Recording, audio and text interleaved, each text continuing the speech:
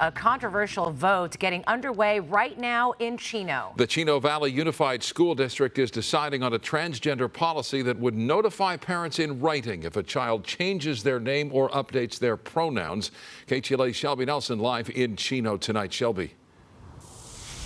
Sure, Micah, this policy is drawing criticism from both sides. So naturally, we are seeing a very large turnout here at Don Lugo High School in Chino. And among those people who will be arriving here is the state superintendent with the Department of Education, and he is expected to talk during public comment.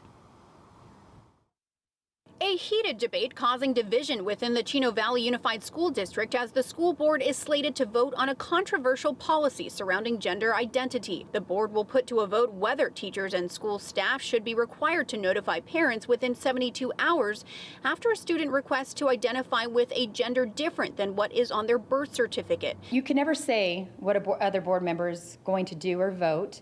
But I feel very confident we have a board majority that supports parental rights. Board President Sonia Shaw is among the board members to put forth that policy. She says the bottom line, parents have a right to know. We're going to safeguard parental rights. That is a constitutional right.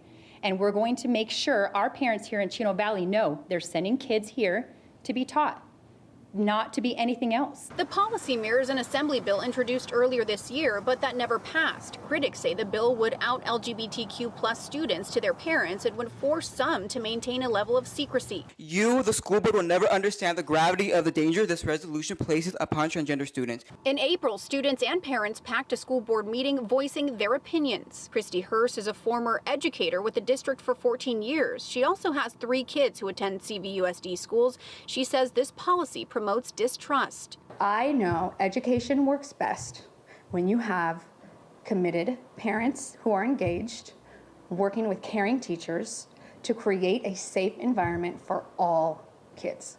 This policy does the opposite of that. KTLA legal analyst Allison Treasel weighs in on whether this policy is even legal. It is at direct odds with the California Department of Education, and it seems to be at direct odds with the California Constitution, which allows minors to enjoy the right of privacy when it comes to their gender identification and notification. So, in my opinion, this is not legal. And I'm told this policy is expected to pass. Now, it would be implemented if a kid asked to be identified with a different gender pronoun or tried using a different bathroom that doesn't align with the gender already given or on school records. In the meantime, when I talked to critics earlier, they say this also places a burden on teachers who already have enough on their plate, and this just adds more to it, in addition to maybe some of them not wanting to report this type of thing to parents. Reporting live from Chino, I'm Shelby Nelson, KTLA 5 News. Shelby, thank you.